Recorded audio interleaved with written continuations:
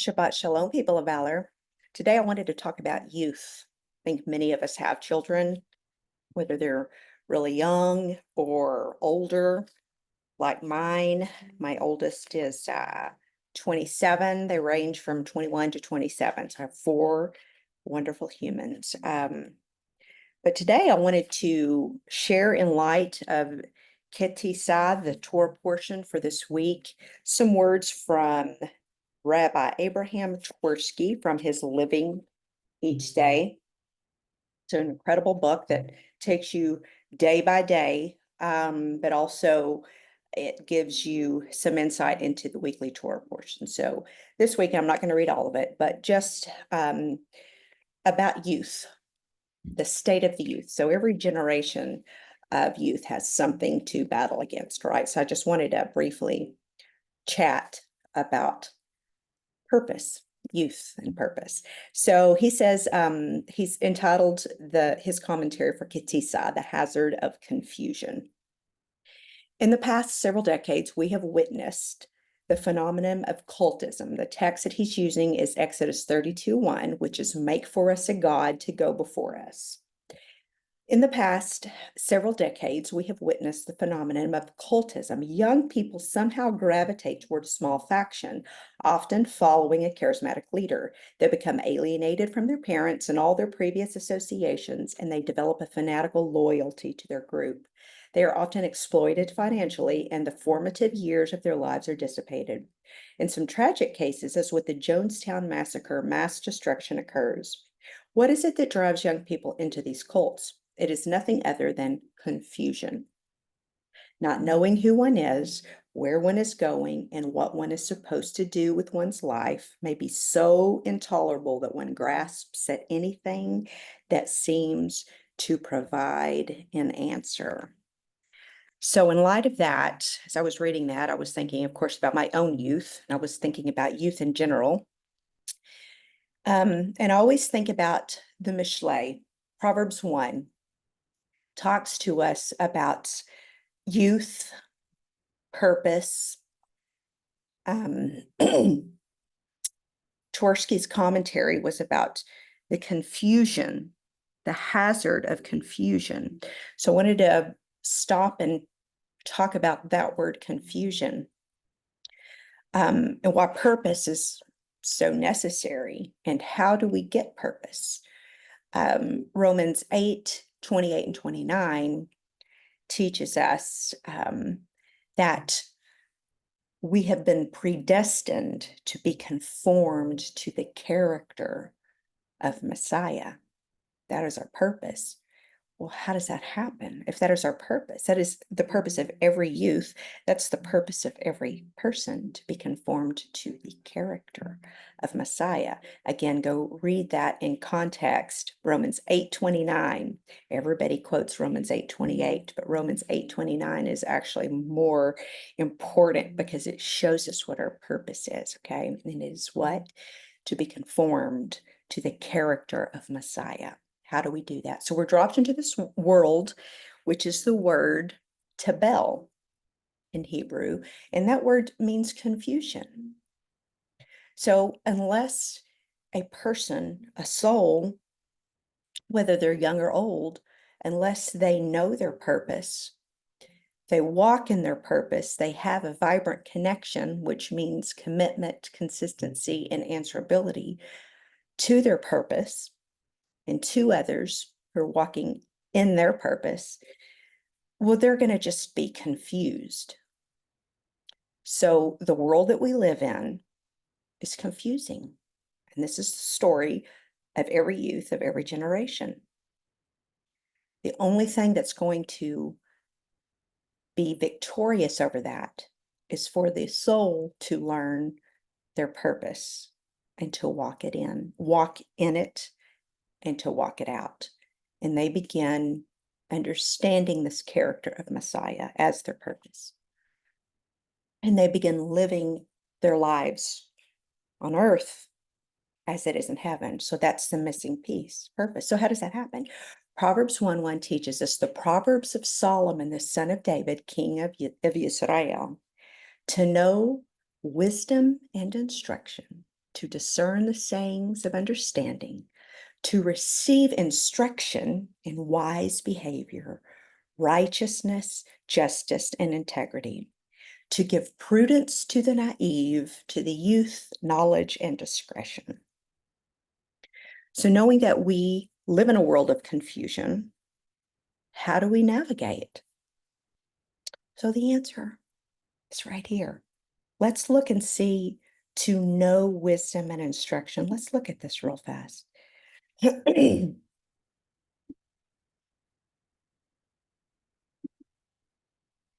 Okay, drop down, little one. This is to know. There we go. Yada. That means to experience. So to experience what? Hokmah. This is skill for living, skill for war. So we're going to experience skill for living and musar. This is the word musar. So some of you musar students know exactly what I'm talking about because this word appears 50 times in the Tanakh, and most of those is in the book of Mishlei, the book of Proverbs. Okay, so we're going to experience skill for living and this spiritual discipline, which means turning the head back onto the way of life and blessing. Why? Because the world is confused and confusing. So we have to receive something in order to navigate successfully on earth as it is in heaven. Okay. To discern the sayings of the wise and of understanding. Binah, this is lagging here. So let me go back so we can see to discern the sayings of understanding. Okay, so we're going to go back here to receive what? Now let's see what we're going to receive. We're going to lachak. This is the word translated as receive. We're going to fetch it. We're going to, the word even means to marry. What is a marriage? You just attach, to receive, to take. That's the word. So what are we taking? What are you receiving? Instruction. So let's see what this word, should be musar, if this will cooperate with me. To receive, to attach ourselves, to embrace musar in wise behavior. Okay. Righteousness, justice, and integrity. Okay. And this is the last little piece that I really want us to hone in on. Because in the English, it says to give prudence to the naive and to the youth, knowledge and discretion. Remember that we are walking in Tebel, confusion.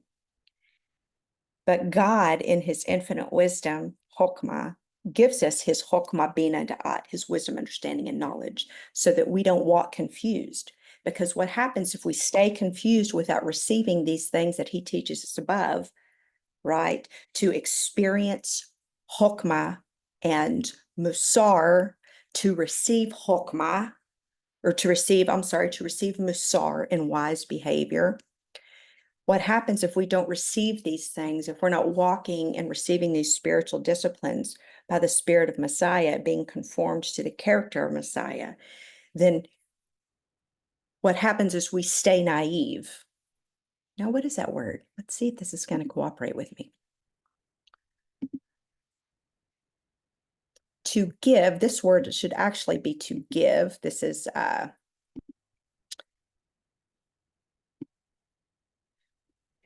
it is very slow. To give, there we go. To give, Natan means to give, or to set before somebody, to give. What are they giving? To give to the naive. Now, when you go study this word, it's very interesting. Naive, pethi, means, it starts with the word pay, that means mouth. So naive, remember, Hebrew is very, it's action oriented and it gives you a vision. So the word pay, mouth, starting the word naive, pethi, it means someone who eats anything without examining it. That's literally what naive means, to eat anything without examining it. Now, who wants to do that naturally? Well, in the physical. Well, we do that in the spiritual. Okay. When we don't have musar, hokmah, bina, and da'at. This is what happens. We stay naive. We eat anything without examining it. Okay. So, but God is giving to the naive. What is he given to the naive? He's given prudence or success for living. Okay. And this is lagging. Orma, prudence, craftiness. We understand things.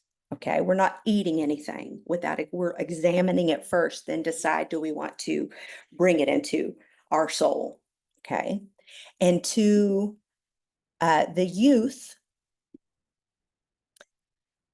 knowledge and discretion. To the youth, na'ar, to the youth, knowledge. Okay, this means experience, to give to the youth experience, and mezimah, which is purpose.